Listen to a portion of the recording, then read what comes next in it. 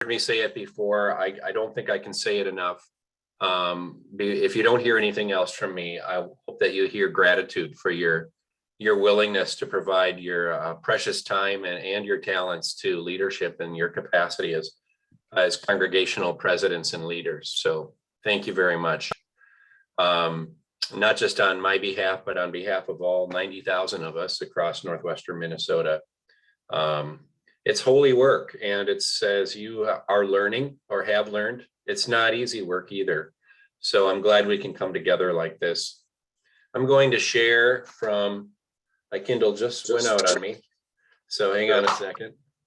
I'll get her going again. There we go. I'm going to share from a familiar Psalm, Psalm 121. The psalmist writes, I lift up my eyes to the hills. From where does my help come? My help comes from the Lord, who made heaven and earth. The Lord will not let your foot be moved. He who keeps you will not slumber. Behold, he who keeps you will neither slumber nor sleep. The Lord is your keeper. The Lord is your shade at your right hand.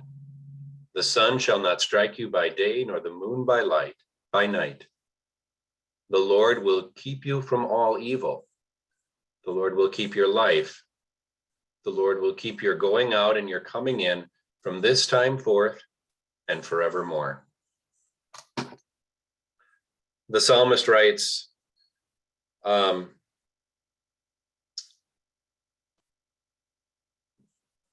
my help comes from the Lord, who made heaven and earth. And what my questions are for you to think about tonight, as we go into small groups here just for a few minutes, are two. What help in your role as president have you been especially grateful for lately? What help or assistance are you grateful for? And then the second question is, what help have you longed for or wished for, but maybe it hasn't been there quite yet? So two questions based on the verse from Psalm 121, my help comes from the Lord who made heaven and earth. The first one is, what help has been helpful to you of late? And the second is, what help have you hoped for or longed for that maybe hasn't come yet?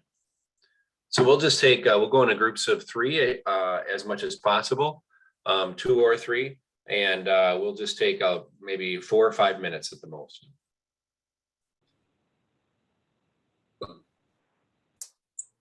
Okay, welcome back. Thanks for sharing with your fellow, your sibling presidents about help that you're grateful for and help that you wish for. I heard a common theme, which was that a lot of you, and I bet you heard it too, just a little more help from more people in the congregation would be useful if we had a few more hands on deck from time to time. And I think that's a refrain I hear a lot these days. So thank you for being all in along with your leadership there. So we have a full agenda. We're going to walk right through it. I'm not even going to tell you what the agenda is, because if we do, it'll take too much time. So we're just going to go through issue by issue. What's first, Chris? The first thing is Clergy Appreciation Month. Yeah, so this is October. It is Clergy Appreciation Month, and I did send out a letter. Hopefully you received it, but if you didn't, or if you just haven't seen it, or if it's somehow slid into your junk folder, one of the things that I'm inviting people to consider in that letter is, while the last 18, 19, 20 months have been very hard on all of us, there's no doubt, I just invite you to consider the fact that for people who are in a public leadership role, it's been especially challenging. You know, our pastors, our deacons, our synodically authorized ministers, people who have leadership and feel responsibility for more than just themselves and their families, have had to decide, you know, what will be their stance on things like masks and vaccines, and they've had to try to provide leadership, knowing that no matter what they said, they were going to get criticized. Regardless of what side of the issue they came down, they would get criticized. And even if they decided to say nothing, they would be criticized for saying nothing. So it's been especially challenging. And I know we have a lot of pastors and leaders that are tired, and their resiliency is a little thinner than it was. Anything you can do to express appreciation, just literally expressing it, saying thank you, maybe some kind of a gift or some extra time off, either during holiday time. I mean, whatever you can do, I would encourage you to do that and show appreciation to the people who serve as your pastors and deacons and SAMs, especially during such a stressful era. So thanks for thinking about that. Yeah, that email went out to everyone that I have emails for today, and the paper mailing is going out tomorrow. Okay, good. And so it's the entire month of October, so there's still plenty of time to do something. And heck, if it goes into November, your people can be appreciated then too. It's always a good time to express appreciation. So thanks, Chris. Yeah. The next item is staffing changes here at the Synod office. Okay, well, some of you are aware that we've had some staffing changes. What I want you to hear is that these changes have, for the most part, been in the works for quite a long time. I understood that both Keith Zay, our Director for Evangelical Mission, and more than likely our Associate for Administration, Carla Mickelson, would probably not be with me for my entire 6-year term. I was grateful that they were willing to stay on and help in transition with their extensive knowledge of our Synod and our Synod office. And I'm grateful for the work that they provided. But Keith, our Director for Evangelical Mission, Keith Zay, will conclude his work in a week on October 15th, and a little less than a week, actually. And Carla Mickelson, our Associate for Administration, will conclude her work at the end of the month. Now, we have already identified and are excited to share the good news about our new Director for Evangelical Mission, the person that will be assuming Keith's role. Her name is Pastor Rebel Hurd. She is a mission developer of a new congregation that is, in fact, one of the fastest growing churches in our ELCA, and brings a wealth of experience across cultures, with traditional parishes and multi-ethnic parishes, and is a coach and a recognized leader in our church. And I'm very grateful that she has said yes to serve as our Director for Evangelical Mission. She'll be starting on November 15th.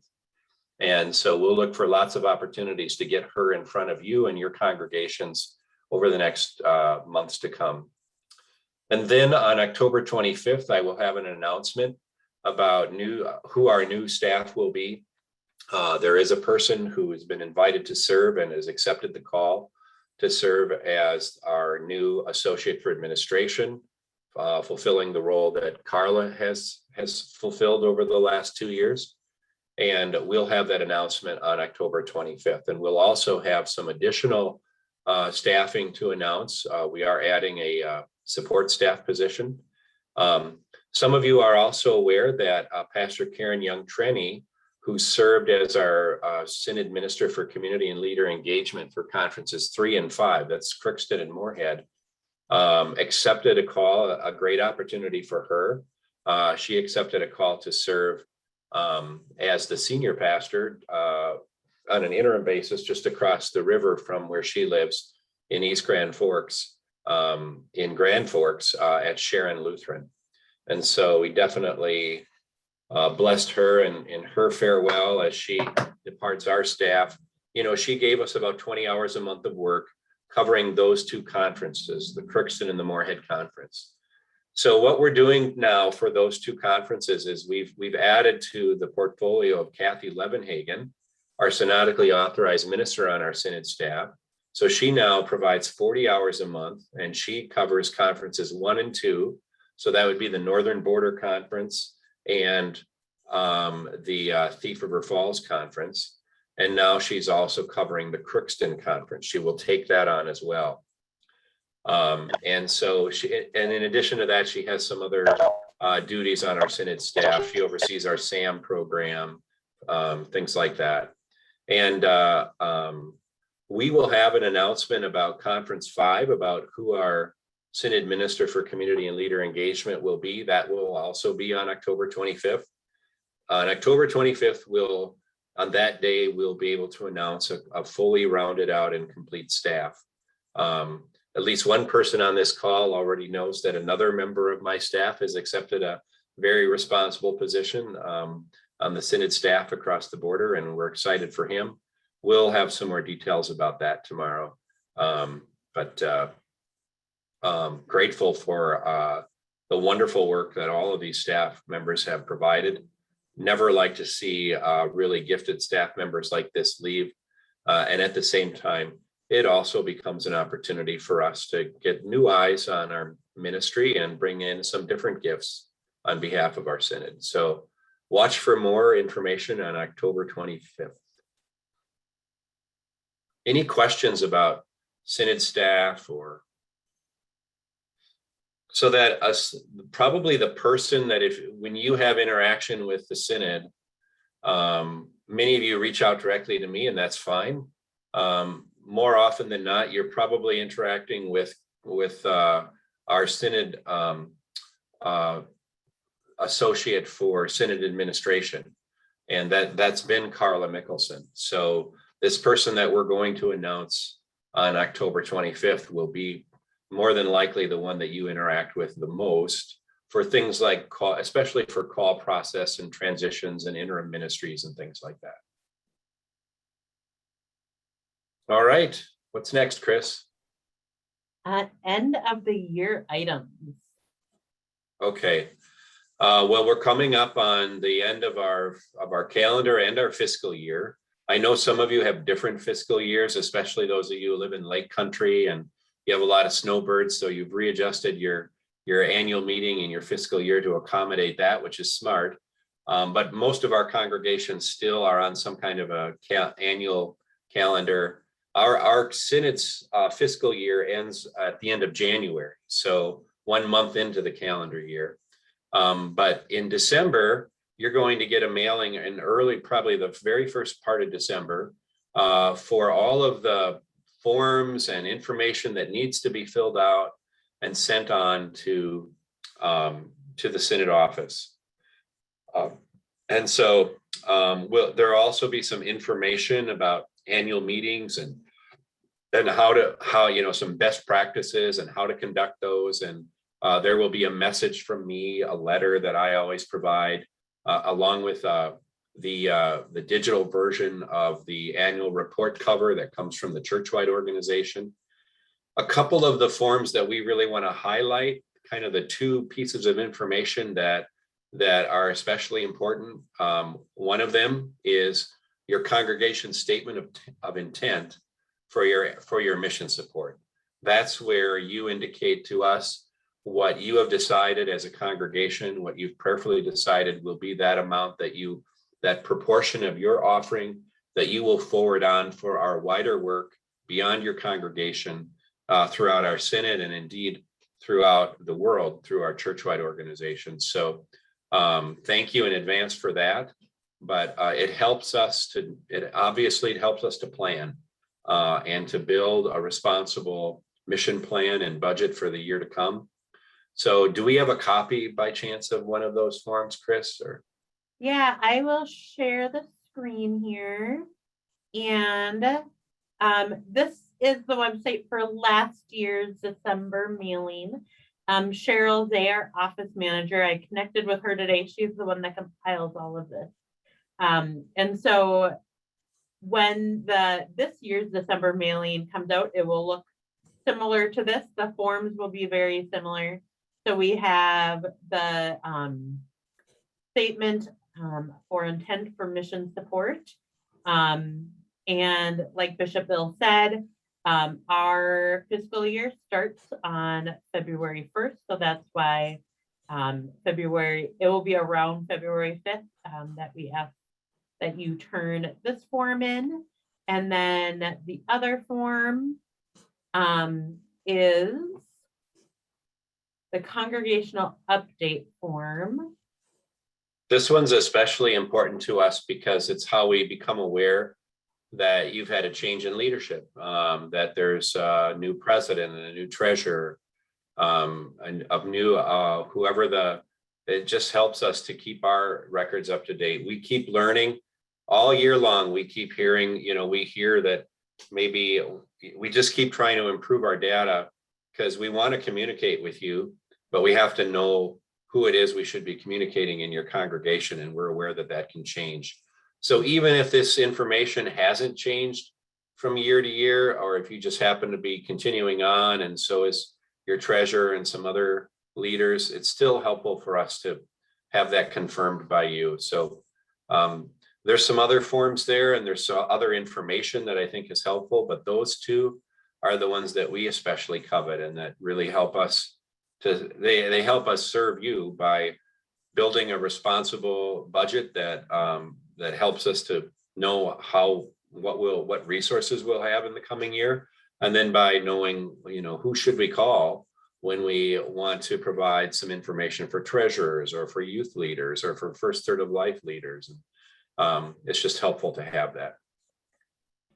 And we will be next calendar year, if things go well, changing our database. So it's going to be even more important to make sure that we have the most up-to-date information for that as well. If databases, it's only as good as the information we have. Right. So that will be helpful. Thanks. Yeah. And so that information will be mailed in December and then also available on the website. Another thing that goes with that is compensation guidelines for when you guys plan your budget. Right. And so, as you know, each year at our Synod Assembly, we approve new guidelines for we call them the minimum guidelines for compensation for rostered ministers. And there's about 6 different documents there, one for pastors who have a parsonage, one for pastors who have a housing allowance, one each of those for deacons, one for synodically authorized ministers, and one for other lay staff. So if you go to our website and just search guidelines, the first hit that you get that you can click on will be those guidelines going back several years. And so for the 2020, this video, I think, is for the 2022 guidelines for compensation, and it's just explaining what some of the changes are in the coming year. So that website that Bishop Bill was talking about, it looks like this. So it has all the different compensation guidelines you need for that minimum suggested guidelines for the people who work at your church. And today I added this video that was shared at Synod Assembly this past year, explaining, because there were some changes to the compensation guidelines, especially around deacons, but some other things as well. So we're going to watch it. It's about 6 minutes. Greetings in the name of Jesus. I'm Pastor Elizabeth Hiller, and I'm joining you today from Dilworth Lutheran Church. I am a member of the Northwest Minnesota Compensation and Guidelines Committee, and I serve as a pastor here. Our committee is additionally comprised of our volunteer chair, John Olson. He serves as a pastor, part-time pastor of our Synod's Ministers of Vocation. Additional members of our committee are Alan Bertelrud, a lay member from Bethany Lutheran in Red Lake Falls, Kathy Hunstead, deacon from Trinity Lutheran in Moorhead, John Lisa, deacon from Concordia College, Moorhead, Randy Moe, lay member from Bigland Luther in Fisher, and Randy Whitehead, pastor of the New Life Parish in Rotsey. Today, I want to draw your attention to the 2022 compensation guidelines for pastors or ministers of word and sacrament. The compensation guidelines that you received are a resource to help your congregation determine compensation. The intent is to give fair compensation and support for your leader so that your leader and your congregation can best follow Jesus together. The 2022 guidelines recommend a $1,000 increase at all experience levels. This increase, with other subsequent increases, amounts to about $1,570. We hope that this increase both acknowledges the significant financial challenges that many congregations face during the pandemic, and we hope that it will help our congregations to attract and sustain qualified roster ministers. Finally, a note for our congregation's treasurers and bookkeepers. The Portico Benefits Calculator is now accessed only by those who have login credentials to the Portico website. Please keep this in mind as you put together your leader's compensation for 2022. Hi, I'm Deacon John Lisa, and I'm one of the campus ministers at Concordia College. And I'm here to talk with you about updates to our Synod's compensation guidelines for ministers of word and service, or deacons. We made these updates with two goals in mind. The first goal is equitable compensation, recognizing that this roster includes a wide variety of years of service, ministerial preparation, including academic preparation, leadership responsibility, relevant professional experience that deepens capacity for current ministry. We have a wide variety of deacons serving in our church. So we wanted to make these guidelines equitable in terms of providing a determination of equitable compensation for a specific deacon serving in a specific call with specific preparation and specific years of experience. The second goal in terms of making these updates is that we wanted to make them practically usable. We wanted to make them easy to use. So I want to talk with you about three updates. The first of these three updates is an across-the-board increase in compensation for our Synod's deacons, which is parallel to the increase for our Synod's pastors, something that Pastor Elizabeth Hiller already talked to you about. The second update is a formatting update. In our previous guidelines, we had a range of years of service translating to a range of potential base salaries. What we've done is we've changed the format to a table that includes rows based on single years of service and columns that include earned academic degree for ministry. The third of our updates includes borrowing additional considerations from our guidelines for determining equitable compensation for our Synod's pastors. Clearly, our church values academic preparation and other kinds of ministerial preparation, leadership responsibility, and previous professional experience that deepens a minister's capacity in their current ministry context. And we've been using these considerations to determine equitable compensation for our Synod's pastors for years. So why wouldn't we also use them to determine equitable compensation for our Synod's deacons? So you'll see that in this update. Then, the way this works is hopefully simpler. You use the table. You take your deacon's years of service, find that row. You find your deacon's academic preparation to serve in ministry and find that column. This gives you a base salary. And then to that base salary, you make additions based on those additional considerations, including additional training and education, leadership responsibility, previous professional experience that deepens their capacity to serve in their current ministry context, very similar to the way that you would for a pastor. Thanks.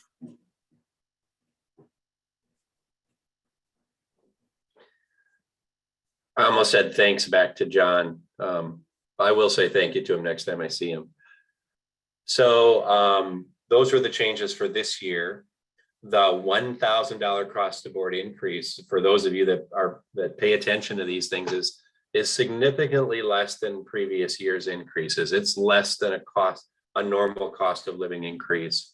And we have been recommending throughout the years pretty much standard COLAs, but this year the $1,000 felt like it was a fair sort of kind of a meeting in the middle between the need for your rostered ministers to be kept at a compensation that keeps up with changing costs of living, and also acknowledges that the pandemic's been hard on some of our congregation's finances. So, and then I think you'll find it for those few of you who do employ a deacon, or have called a deacon, I should say, I think you'll find those guidelines are easier to use because they've been as well changed in the way John just described.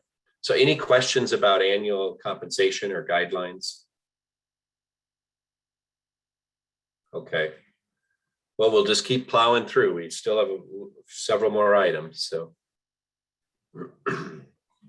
The next thing on the list is the new 2021 definitions and guidelines that the ELCA put out. So this is a document entitled Definitions and Guidelines for Discipline of Rostered Ministers of the ELCA.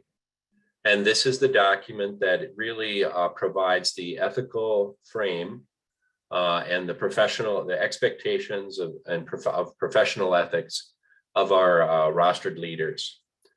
It was updated in 2021, a version passed by our ELCA Church Council with representatives, voting members to that council from across the church. It was updated this year very significantly. For example, it was updated to include rostered ministers' social media behavior and making clear what kinds of statements and what kinds of interactions on social media are inappropriate for ministers of the gospel. And then it was updated in several other ways, including providing some more definition around, just exactly what is an intimate relationship.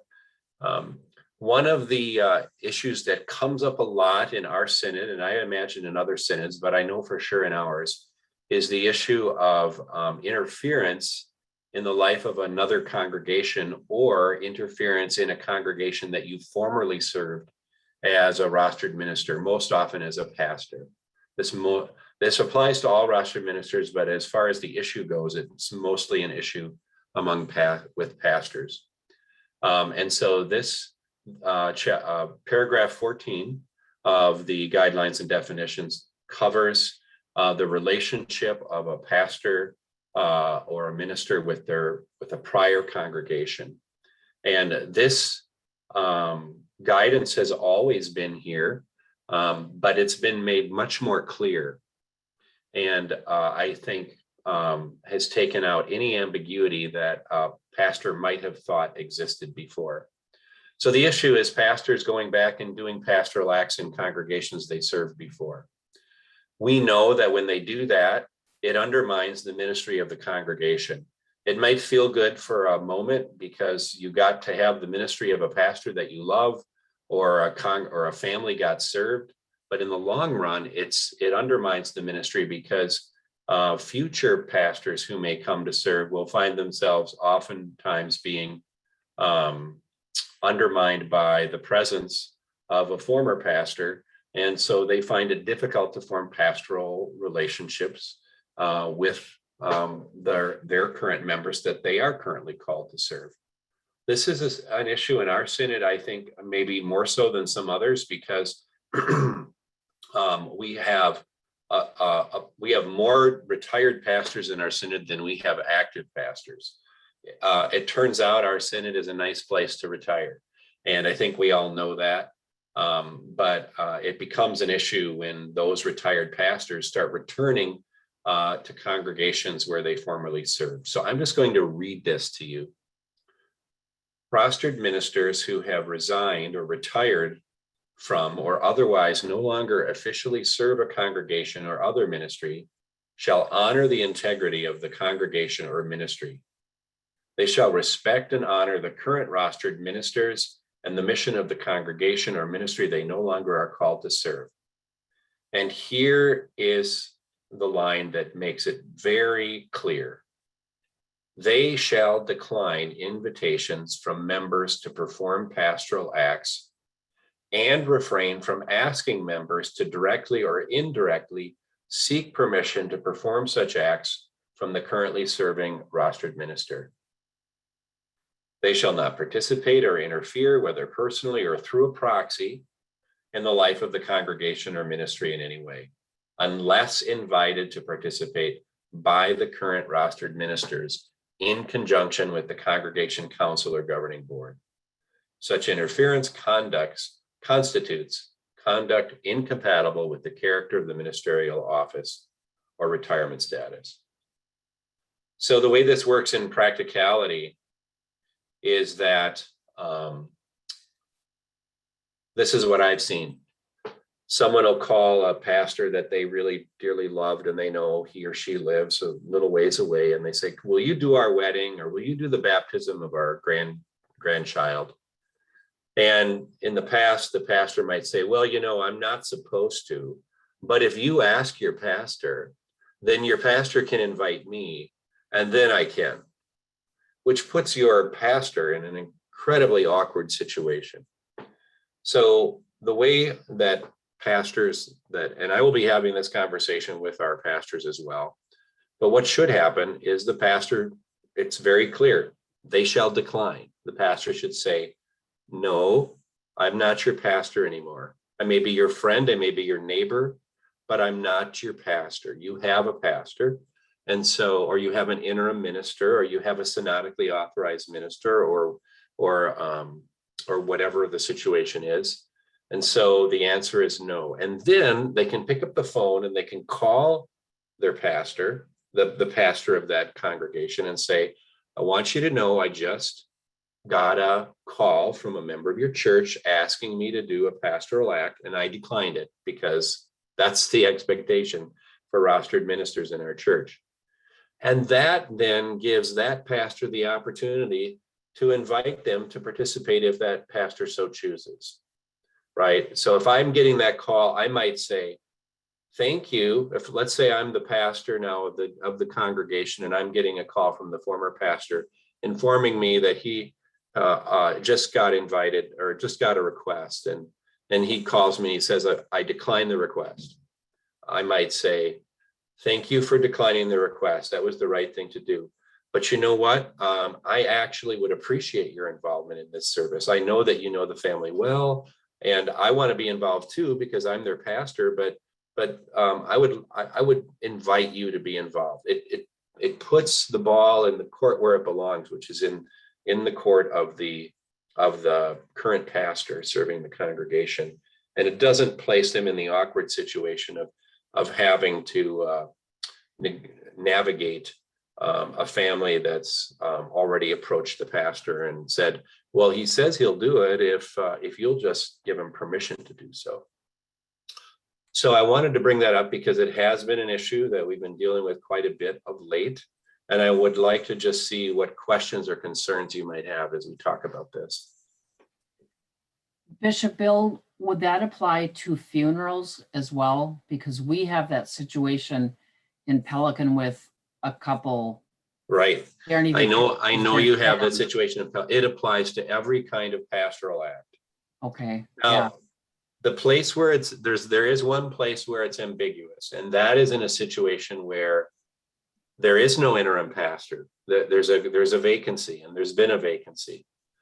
In that situation, what we advise our pastors is to again decline to, because, so here's, I mean, if you can think about this from a broader perspective, the rest of the congregation is watching, and they're seeing that this former pastor is being willing to come back into the congregation and serve. They don't know what the difference is between that instance when they came to serve when there was a vacancy, and some 3 months later when they've got a pastoral act that they want to have that beloved former pastor do, but now they happen to have an interim pastor or they have a newly called pastor. And so it just sets up a bad kind of example for the life of the congregation. So what those pastors should do who are invited to come back into a congregation that they formerly served, and it is indeed vacant, is again say, I will decline the invitation, and I will recommend that you reach out to Pastor so-and-so or Pastor so-and-so, any one of the active pastors serving neighboring congregations who may very well be able to help. And then they might even behind the scenes get on the phone and say, hey, someone from my former church called me, I can't do it, but if you could help out in this situation, it would sure be great. Most of the vast majority of our pastors, if they're able, if their schedule allows it, and most of the times they can figure out a way that it could, are going to be able to help local congregations out in those kinds of situations. Now, we do have a few instances, especially up north in Conference 1, where we have congregations that are very remotely located and there are no neighboring congregations to speak of, or maybe they're also vacant. And in those rare situations, I would say it could be okay for the pastor to agree to come back to help out in a pastoral emergency, or there's a funeral or a wedding or a baptism.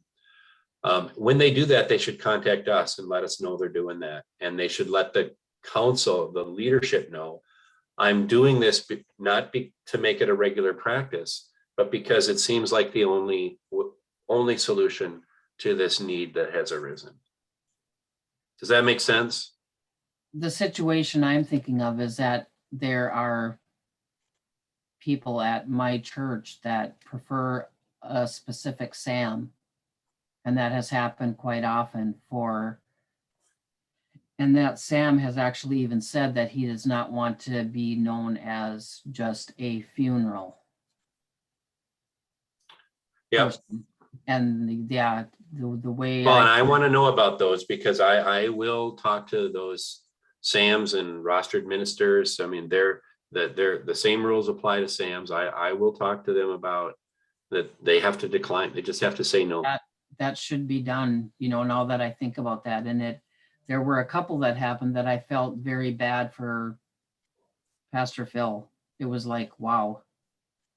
Well, yeah, it puts the current pastor in a very awkward situation. And the thing is, if it doesn't give that current pastor the opportunity to develop the kind of relationship that the former pastor had, because that's how those relationships develop, is when you're the one at the table with that family when they're grieving, or with the you're doing the teaching with the family when they're having the baptism. And if they keep going back to that former minister, whoever that is, then that relationship never forms, and it hinders the life of the congregation and the ministry of the church.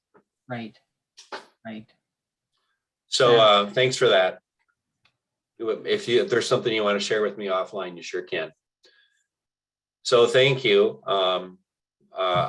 This is just to be very frank, it's especially an issue in Lakes Country, where lots of pastors like to retire, and they like to retire oftentimes close to congregations that they formerly served because they know people there. And those pastors especially have to be vigilant about boundaries. So. If you're having a church anniversary celebration and are inviting the pastors to come, that's completely different. That's different. Yep. So, all right. Any Thanks. other questions around that? No. All right. The next thing is a little less heavy. Give to the Max is coming up next month. Give to the Max is on November 18th, which is a Thursday. And we are going to offer a sermon. Bishop Bill will be preaching a sermon that you can use in your congregations for Sunday, November 14th. And Bishop Bill will share what we are raising money for. Yeah, so our theme is Leadership Next. And I think you can agree that the most important consideration for the future of our church is to ensure that we have the leaders that can lead, that there's enough leaders to lead our congregations, and B, that there are enough, not only that there are enough, but that they are equipped to lead the church into the 21st century. So Leadership Next is our theme, and it's all about forming and supporting wholly devoted, resilient leaders. So there are 4 areas around which we are raising funds for, all of them related to leadership. One of them is a grant to congregations that are that participate in one of our Synod's renewal programs. The current one is Practicing Resurrection.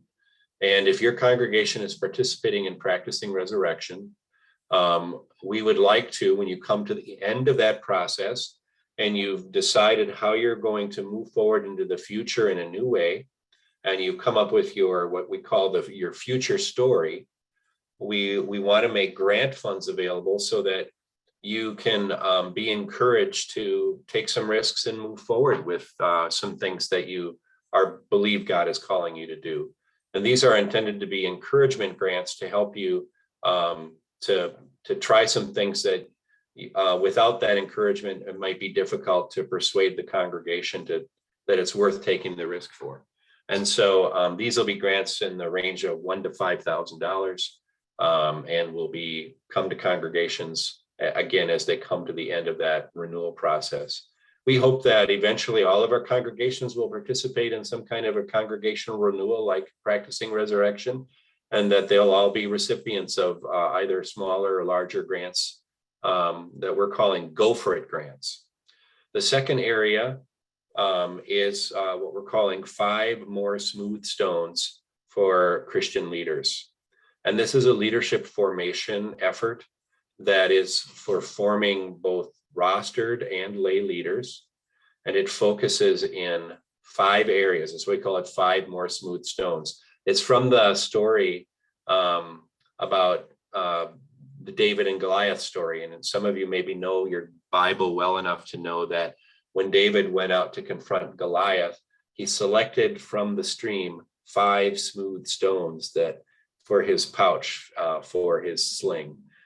So the 5 smooth stones, the first one is spiritual practice. Every Christian leader should develop a daily spiritual practice that draws them closer that helps them understand their connection to God each day and gives them strength for service. The second smooth stone is sharing the story, being able to share the gospel without preparing for it, right? Giving your elevator speech or telling the person on the airplane next to you why it is you believe what you believe, or sharing with your friend why it is you go to church and why you'd like them to come with you. Pastors need to be able to do this, and so do lay people. And then the third smooth stone is adaptive leadership. Our leaders need to understand and know that how to adapt to a changing world. And it's a different kind of leadership from what we've had to exercise in the past, where we simply applied technical solutions to problems.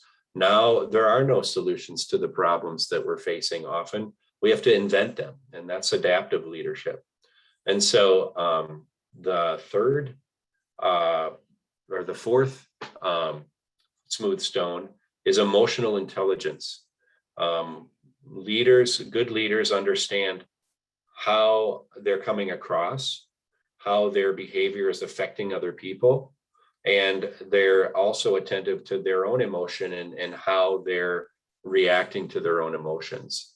It actually is probably one of the major ways in which especially our pastors get in trouble, is when they don't have a good understanding of how they're being perceived by others or how their own emotionality is affecting themselves.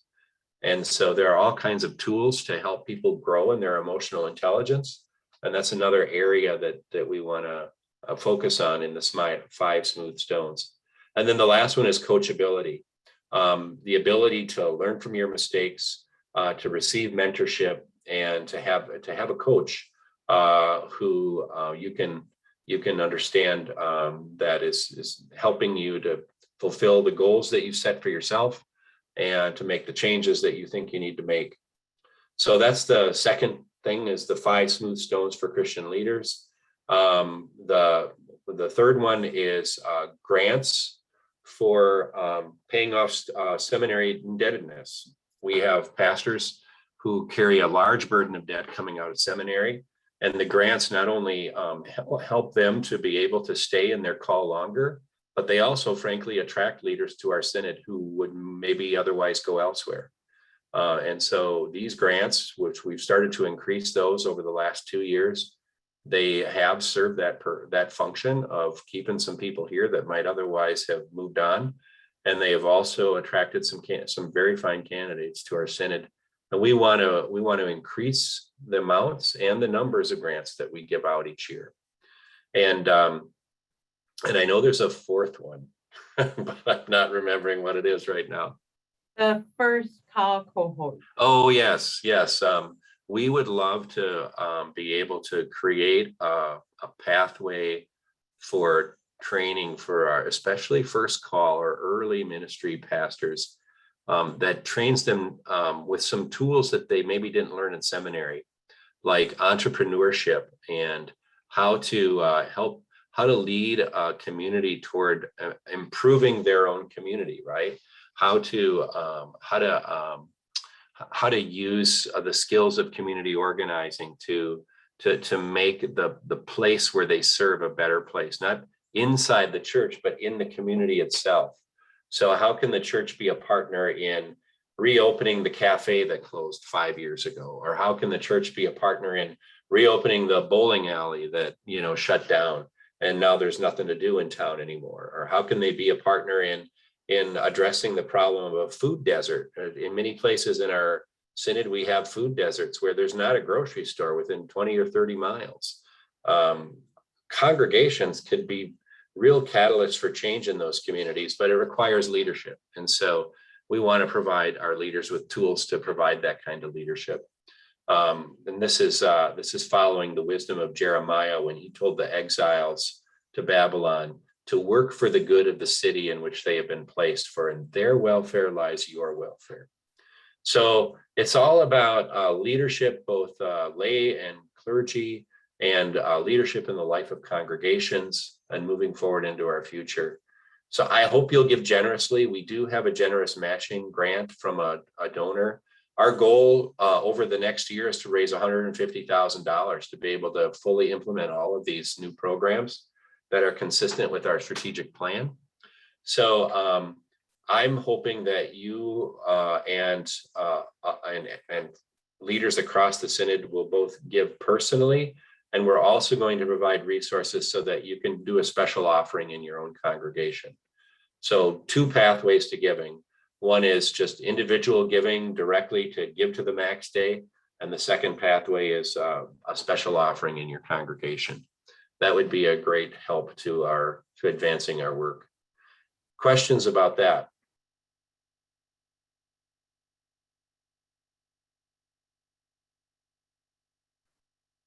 All right, thanks.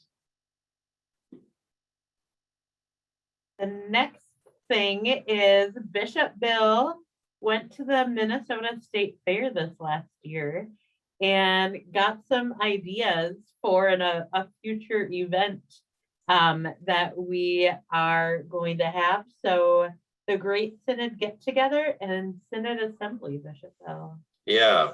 So last year's Synod Assembly was a all virtual 1-day event. And we got a lot of really positive feedback about that.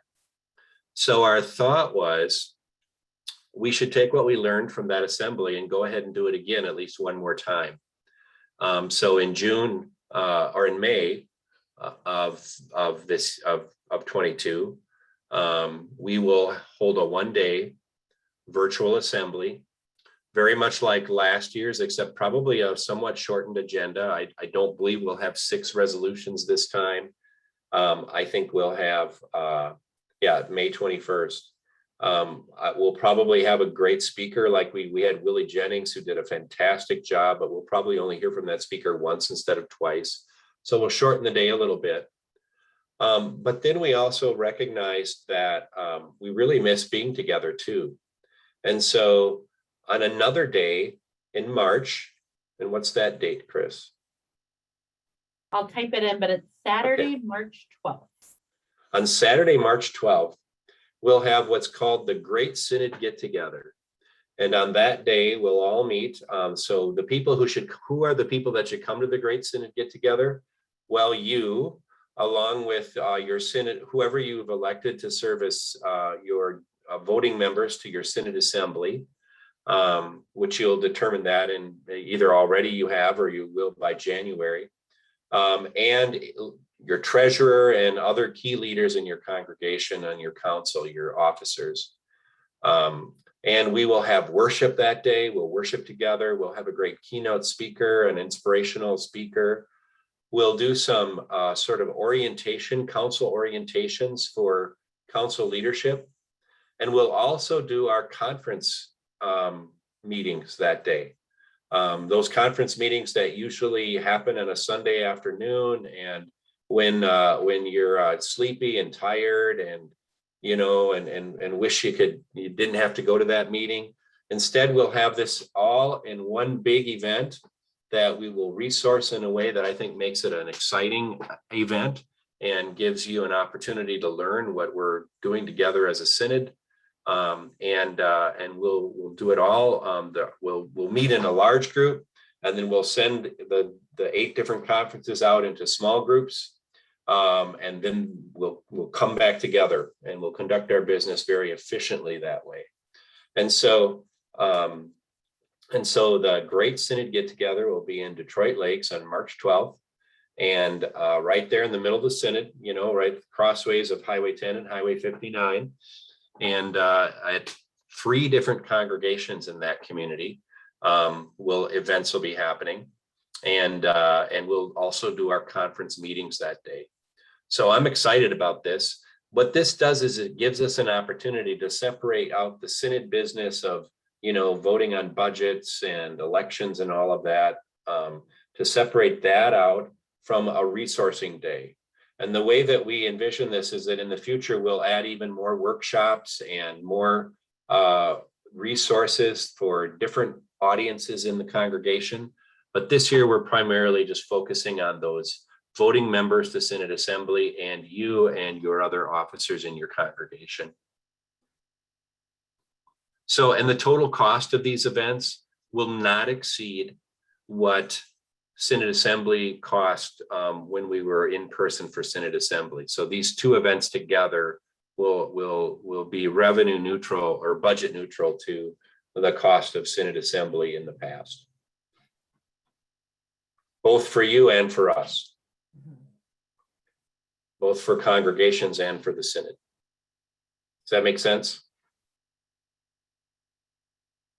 I'm excited about that, and I think it's going to be fun to have a day where we're not having to follow Robert's Rules of Order all day long, and just be together as a synod and learn some things, and then have a separate day where online we can very efficiently get our business done.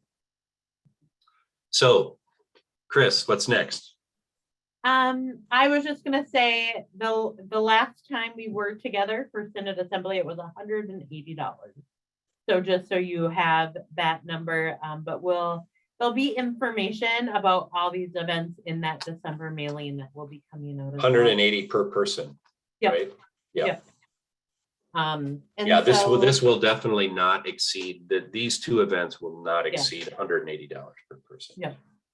And we'll feed you. I'm still like mentally get food. figuring out how I'm gonna feed you all. But I'll figure it out. I have just one more thing, Bishop Bill, on my list. And Okay. it is I am starting to work on a new Synod website. And I have a survey here that I'm gonna stick in the chat. And it's 5 questions total. If you've ever been to our website, you'll know it needs some help. It needs life and it needs easier access to some things. It needs pruning. It needs some pruning. It's got a lot there that doesn't need to be there. But it also has a lot of great resources. And then some of the stuff that doesn't need to be there gets in the way of those. So needs a lot of work. It's going to be completely redone. Yep. And so if you could take the time, especially if you've been to our website before, just share why you've been to the website, and then there's a comment. So that's there. So click on that. If you get the Northern Lights, which hopefully you do, our e-newsletter, that link will be in there as well. And I've learned already from the surveys, and I was working on the website today and putting some of those learnings in. So thank you if you've already filled it out. We feel that today's topics were pretty critical importance. So I will be sending email out to all the presidents, including you, with the recording of this event and some of these resources attached. And we'll also include the link for this survey. Again, it's very short, it's 5 questions. You can knock it out in 5 minutes or less, but your feedback will really help. And we just want to know, if you go to the Synod website, what do you go there for? Basically. Okay, well, we covered a lot of ground and we're only 5 minutes over, which is pretty good, I think. But what questions do you have or any comments? Well, seeing none, we didn't pray at the beginning, so we should definitely pray at the end. Let's pray. The Lord be with you. Holy God, we are so grateful to you for all of your good gifts to us. We're grateful for each other and the life we share in your church, where we hear the good news of your son Jesus and where we taste your holy sacraments and feel them coursing in our bodies and souls to make us into disciples of your son Jesus Christ. We thank you for these communities and these leaders, and we ask that you would equip them with all that they need. We know that all they need is already there. Just open our eyes as leaders to see it.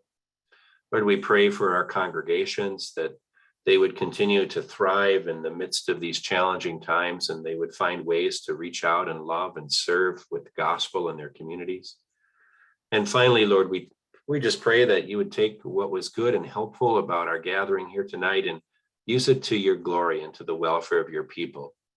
We already know and trust that anything that was unhelpful, you've already forgiven. And so we entrust all of this and ourselves to you. In Jesus' name, amen. Thanks, everybody. Thank you. Have a great night. The next time we meet like this is January 10th. So mark that on your calendar. Yep, we'll be talking about the Packers and the Vikings in the playoffs. Go Vikes. At least one of them anyway. All right, good night, everybody.